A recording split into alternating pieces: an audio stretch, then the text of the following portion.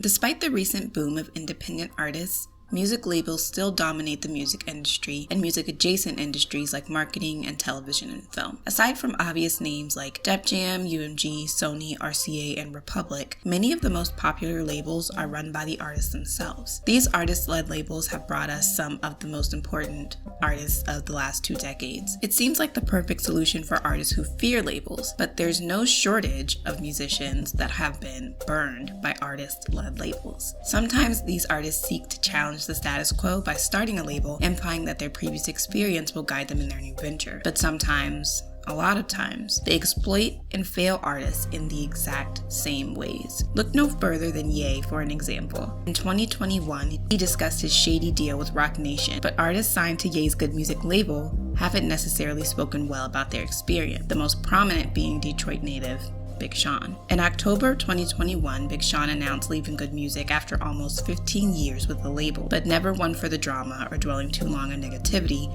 Sean always chose his words carefully. He was unbothered way before Omarion, though perhaps the most unexpected departure due to Sean's unwavering support of and loyalty to Ye.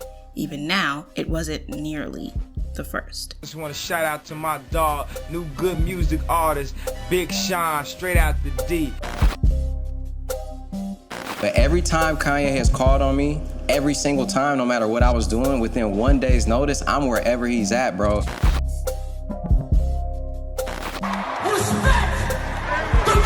The worst thing I've ever done was sign Big Sean. At first, I thought it was hilarious. Right. I thought the shit was funny. Right. Then I took it personal. You know, my manager saw my record deal and said, this is a shitty record deal. On my tombstone, it's gonna say, I deserve to be here because I signed Big Sean. And that's some sellout shit. If somebody owed you $500,000, how would you feel? What if they owed you $1 million? What if they owed you 6?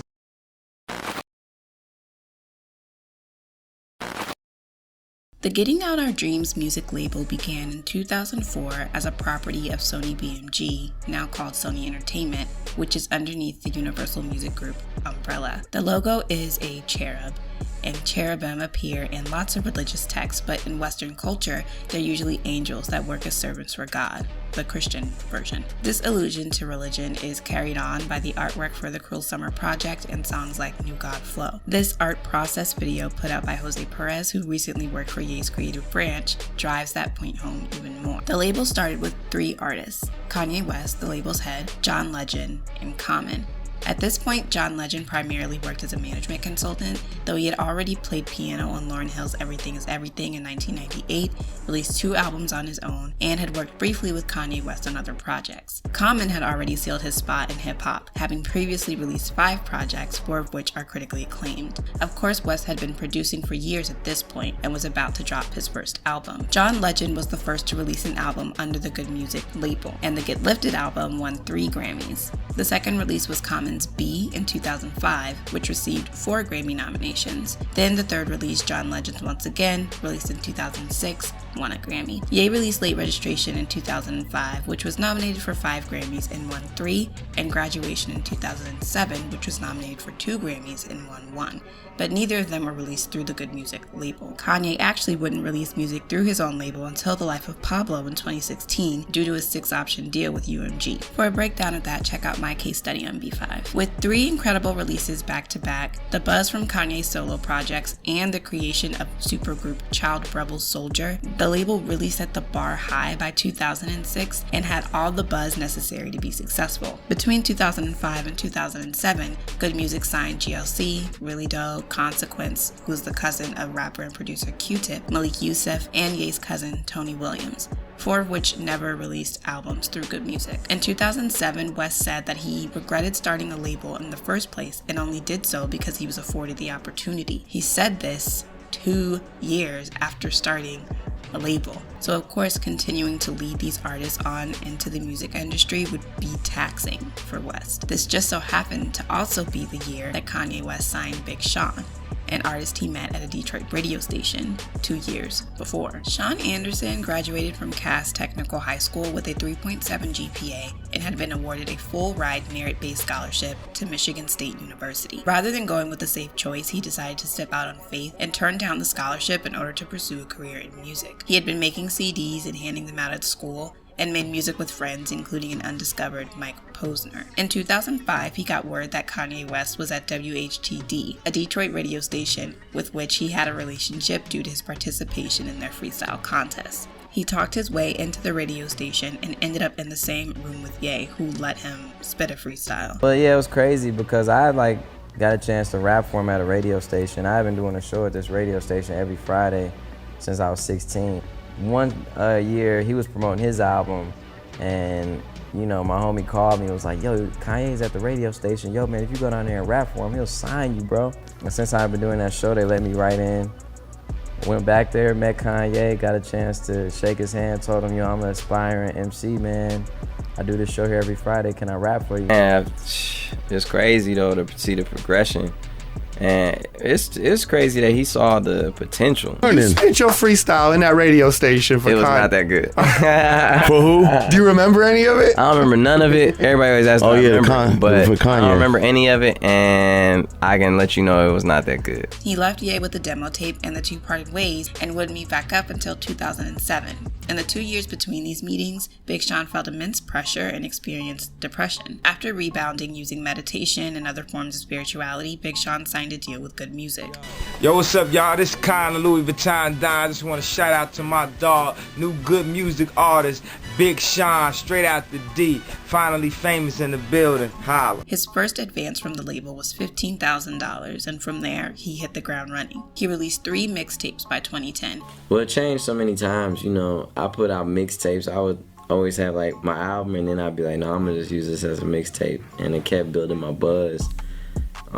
Every time I would put a mixtape out, I would get more and more recognition. So it was kind of like, even though I didn't go to college, I still went to college because I would put a mixtape out like once a year, and it would be like my final exam. While my friends were in school doing their finals, I was like rapping in my mixtape. And Finally Famous Volume 3, Big, was the project that led to his big break. Tracks like Too Fake with Chitty Bang, 5 On It with Chip the Ripper and Currency, Made with Drake, Shit Goddamn with Chris Brown, What You Doing, and Fat Raps gained a lot of online traction.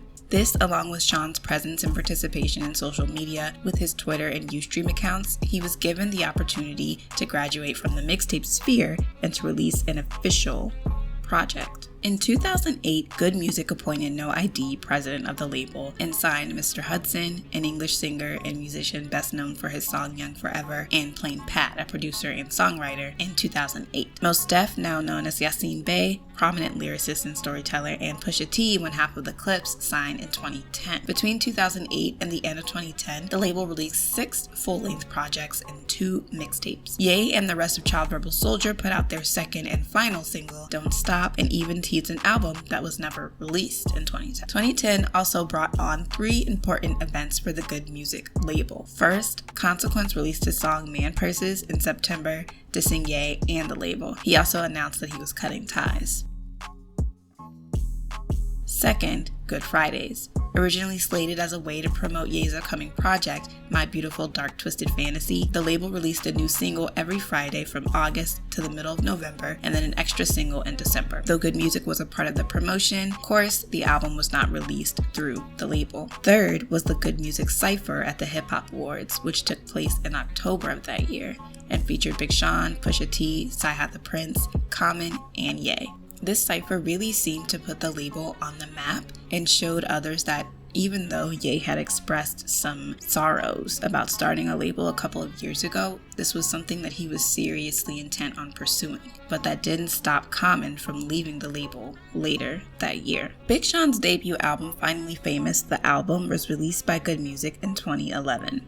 It was the first project through the label to be released physically and the first to be distributed through their new Island Def Jam distribution deal. The album features tracks with Chris Brown, Nicki Minaj, Roscoe Dash, and Ye himself. Though it wasn't anything monumental in the realm of hip-hop, it was met with favorable reviews and all of the singles got a decent amount of airplay. The project debuted at number 3, and as of 2017, it certified platinum. At this point, Big Sean had been making his feature rounds and had done tracks with other big-name artists for their projects like Mario, Freddie Gibbs, Royce da 5'9", Lupe Fiasco, Nipsey Hussle, Bun B, Charlie Wilson, Tiana Taylor, and Musiq Soulchild. In 2012, Sean released his 4th official mixtape, Detroit, Rather than rapping over a bunch of previously made beats, Big Sean got new production for the mixtape in order to create something album quality, and the project is critically acclaimed. The same year, Big Sean established the Sean Anderson Foundation, a nonprofit aiming to help underserved children in Detroit. The next year, he released Hall of Fame. Prior to this project, Big Sean was regarded as a rapper that punched below his weight in terms of his lyricism and subject matter. He was also known for saying Louis Vuitton condom a lot, among other ad-libs. He used this album to change that. And a lot of my homies was all like, man, you one of the most positive dudes. You be meditating, you be preaching all this positivity, and then you don't even be like saying it in your music. People just probably think you just an ignorant, nigga from Detroit. Ain't nobody from Detroit, especially a young black man that's on a platform to be heard, worldwide. Right. So I made sure I incorporated a lot of the issues going on in Detroit. It's just going hard. In the video. Just letting people know, man. Letting people know I could really rap, man. People know, I can though. really rap. No, you do this. No doubt. People didn't know that, though. Originally, you mean? People originally didn't know that. And people thought it's certain shit. And I'm not just doing it for myself to make money. I am doing it for myself to make money. Gotta make some paper. Come on, But I'm baby. doing it to also change the world, to advance the culture, to enlighten people, to show them it's real. You know what I'm saying? All those things. This album also debuted at number 3 and was certified gold as of 2017. In 2014, he signed a management deal with Roc Nation, a monumental decision that would impact his career in the future. In 2015, he released Dark Sky Paradise, which was his first project to debut at number 1. The second album from Good Music to do so, with the first being Common's Finding Forever. Dark Sky Paradise went double platinum in 2020. The project had some of his most impactful singles, including Blessings with Drake and One Man Can Change the World, a song he wrote about his grandmother, who had served in World War II and was one of the first black female captains in the Army. Some words used to describe the album in reviews are moody, stormy, atmospheric, artistic, and expansive. Entertainment Weekly said that it was a spirited combination of grown man statement making and round-the-way bow. In 2015, through the Sean Anderson Foundation, he began Local Prep, a program to match Detroit high school students with music industry professionals, and built a studio at his high school alma mater. In 2012, the label released their first compilation album, Cruel Summer, which debuted at number 2 and is currently tied with Shady 15 for the best commercial performance of a compilation album. Prior to releasing the album, Good Music released a film of the same name starring Kid Cudi. The film was never released to the public and was only shown at the Cannes Film Festival with a 7-screen setup. There's only one clip of the film online, and it's not even 5 minutes in length. The album, which is actually titled Kanye West Presents Good Music Cruel Summer, had 4 singles: Click, Cold, New God Flow, and Mercy. Several contributions from Pusha T, Big Sean, Common, and even Azalea Banks were scrapped without reason. Despite its commercial success, critics didn't really care for the project. If you want a deep dive on this project, check out the Most Unreleased video. Kid Cudi left Good Music amicably in 2013 after releasing Indicud, which was his 3rd solo project and his 4th project overall.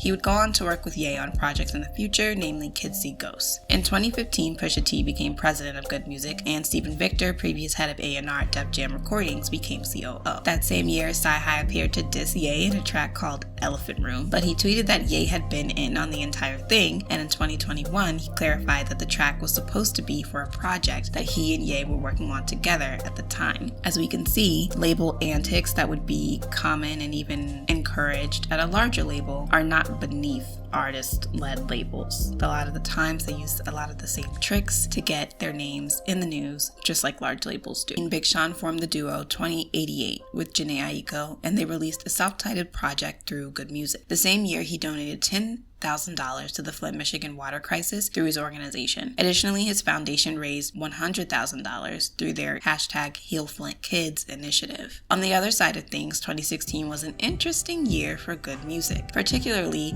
the month of September. They updated and listed the official roster in September of 2016, only for things to change immediately after. Yassine Bey left Good Music and even announced his brief retirement, and John Legend announced that his next project, Darkness and Light, would be his last with Good Music. This was also the month that Kid Cudi and Kanye West had a brief beef that began with some tweets of Kid Cudi's that were followed by this Ye rant.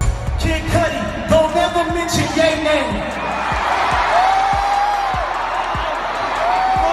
I birthed you. We all dealing with that emo shit all the time.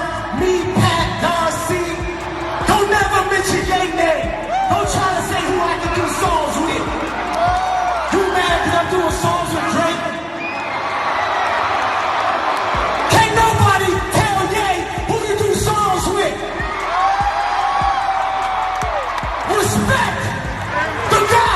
2 Drake disses also followed, one of which Ye helped produce, and a couple of lines in Big Sean's No More Interviews. Ye had announced Cruel Winter, which was supposed to be the label's second compilation album in June of 2016, but of course, it had yet to be recorded, and still hasn't been released. Big Sean released his 4th album, I Decided, in 2017. The project debuted at number 1 and was certified gold the year of its release. However, he had to cancel the subsequent tour due to his new bout with depression in 2018. That same year, his foundation began an annual weekend music festival. The next year, the foundation donated $100,000 to Detroit Boys and Girls Clubs and donated another recording studio. In 2020, he released his 5th album, Detroit 2, which was the 3rd of his albums to debut at number 1. It was also this year that Ye went on his anti-label rant and tweeted that he would give good music artists the 50% stake he had in their masters. Big Sean publicly responded to this tweet, thanking Ye. This was immediately followed by controversial public figure Charlamagne the God responding to the situation in the Breakfast Club rumor report, saying, "I hope one day Big Sean tells his story. But just know, Kanye West owes Big Sean a whole lot of money, and he's got Big Sean in a very terrible contract to be out here screaming about giving folks their masters back and all types of other things. That's right, Kanye West owes Big Sean $3 million. Kanye West gets half of Sean's profits and half of Sean's royalties." Of course, Big Sean did not respond to these comments at the time. On to May of 2020, during which Big Sean, in collaboration with his mother, released a video series that focused on mental health and wellness. In 2021 and in previous interviews, he discussed his own finances apart from being an angel investor in a number of companies to building a movie theater in Detroit. He also discussed his desire to launch financial literacy courses through the Sean Anderson Foundation. Back in 2020, Big Sean had announced that he was starting his own label, Don Life, and in October of 2021, he announced that he would be leaving Good Music after dropping What You Expect, a collaborative EP with Hit Boy that was released through his Don Life label. He said, "By the way, this is the first project where I'm on my own label as well. No more Lil Dog shit. Bossed up. Hashtag Don Life." In response to a fan asking, "Damn, no more good music for Big Sean," he said, "That's a forever brotherhood, but business-wise, I had to start getting a bigger cut. I worked my way out that deal." Good Music signed Francis in the Light in 2017 and rapper Valley in 2018. This was also the year of Ye's Wyoming sessions, 5 projects that were all 7 tracks each and all produced by Kanye West. Out of those albums, Nasir, which was released through Mass Appeal and Not Good Music, Daytona, Keep That Same Energy, Kids See Ghosts, and Ye and Kids See Ghosts had the best commercial performances, while Daytona was the best according to critics. In November of 2019, Designer spoke on an Instagram Live about his deal with Good Music, saying that he'd asked to be released. In 2020, he clarified even further by saying, "Still with the situation, I had to get out that good music shit. I just felt uncomfortable with, you know what I mean, and just figuring myself as a man, you know what I mean, in this, you know, in the game and shit." So this was also the year that Steven Victor resigned as COO and went over to UMG to be their senior vice president of A&R. In November of 2021, Ye had his legendary Drink Champs interview where he said, "Alright, hurry man, Pusha or Big Sean?" Oh, I love this. When I die, on my tombstone, it's gonna say, "I deserve to be here because I signed Big Sean." You can take The a shot. worst thing I've ever done was sign Big Sean. That's a beautiful thing. Oh, that's a beautiful thing, man. No, Wait. The worst. He just said the worst. The worst. Oh, this is the best. Man, I know this man mama, bro. You know what I'm saying? I've changed this man's family, and both John Legend and Big Sean, when I ran for office, got used quick by the Democrats to come at they boy that actually changed their life. And that's some sellout shit. And I don't rock with neither of them. Oh, you thought I wasn't gonna try to get killed this interview? Coincidentally, the next month, Big Sean had an interview on Drink Champs, through which he validated statements that Charlamagne the God made in 2020. He clarified that auditing Good Music through the advice of Jay Brown from Rock Nation led him to the discovery that money had gone missing. A lot of money.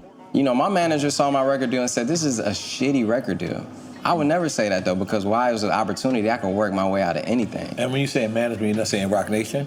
Yeah, I'm saying Rock Nation. Okay, Rock Nation, okay. Yeah, actually he hooked me up with, I'm saying Rock Nation. I'm saying Jay Brown. Said it was the worst deal he'd ever seen. Wow. Oh. This man, I had to spend my own money auditing my label because millions of dollars are missing, and you can tell when millions of dollars are missing. You should be. I spent hundreds of thousands of dollars on my label, thinking Universal owed me this money, and the money had been paid to Good Music. And they up billions. Right. he said that the masters, he said he was gonna give his artists back his masters, and it's just like, that hasn't happened yet, but that would benefit me a lot. I'm the #1 earning artist on Good Music. In the aforementioned interview, Big Sean clarified some of his reasoning that wasn't necessarily related to money. At first, I thought it was hilarious. Right. I thought the shit was funny. Right. Then I took it personal. Right, cool. I took it personal because I'm the only artist who's put out 5 albums under Good Music. I'm the only one who put out back-to-back-to-back #1s, platinum albums, double platinum albums. But every time Kanye has called on me, every single time, no matter what I was doing, within 1 day's notice, I'm wherever he's at, bro. And whether it's to contribute to him in the studio, whether it's to contribute a line, write a verse for him. He just take maybe parts of the verse, maybe the whole verse, maybe just to help him with his vibe, like just to help him catch a vibe wherever he's at in the world, bro. I've traveled around the world for this man every time he's called, and have done this and not asked for publishing a lot of the times. Why? Because he gave me a golden opportunity of signing to Good Music. Right. That's right. So for irony's sake, I was the first person to tweet Kanye for president. I can't be angry. I'm not angry because that's too much of a burden for me to carry. It's just like, I'm an authentic person, bro. I'm gonna keep it real, and I ain't gonna blast my brother. I'm not trying to tear nobody down. I'm not trying to tear Ye down. Man, changed my life. He felt that Ye's artistry was always at the forefront of his mind, even when A&Ring projects for Big Sean or other artists. Since he was the one with final say, this meant that he would change projects whenever he saw fit, even if that meant the artist didn't hear the final version. This is essentially what happened with those scrap contributions on Cruel Summer and Tiana Taylor's Keep That Same Energy. It seems like the issue is with Ye himself and not label politics, as artists seem to retain a good relationship with Pusha T, the label's president. Just this year, Kid Cudi let us know that he is not cool with Ye, but it hasn't affected his working relationship nor his friendship with Pusha, saying, "I did this song a year ago when I was still cool with Ye. I am not cool with that man. He's not my friend, and I only cleared the song for Pusha because that's my guy. This is the last song you will hear me on with Ye." In the beginning of Good Music, the label and Big Sean's artistry were inseparable. He was all over everything that had to do with good music. Even though Common and John Legend were a part of the label for 6 and 12 years respectively, and essentially founding artists, they are not who fans think of when they think of the Good Music brand. Big Sean was present at nearly every monumental Good Music event and a part of so many monumental projects. While Ye felt like he was getting screwed by Roc Nation, he was doing the same thing to Big Sean. On Saba's 2018 project Care For Me, there's a song called Gray. As an independent artist that's known for his introspection, complex storytelling, and the implementation of production that's simultaneously minimal and jazzy, it was no surprise that the song discussed music industry politics in a beautiful way that was easy on the ear. It talked about the dilemma that artists have when choosing between creating a body of work and an image that will make them feel fulfilled, and creating a body of work and an image that will make them feel seen. I discussed this more in my case study about Joey Badass if you want to check that out. But Saba also talks about how the money that comes in from the music is what keeps the executives paid while artists struggle, and that artists continue to sign deals because it always looks better than their current situation. This is something that Big Sean absolutely touched on in the Drink Champs interview. There seem to be plenty of artists that are more than satisfied with their artist-led label deal because it lessens the possibility of dilemmas like this. Though we know that plenty of artists tend to speak out after the fact, it's just more likely that a stint with an artist-led label will not end well. But that's also the case for big record labels. The music industry is probably one of the most volatile because of the way that the ebbs and flows affect the artists and how the artists make money in the in-between spaces when they have an awful deal. The moral of the story is stop signing to these labels, y'all. I'm begging you. Different.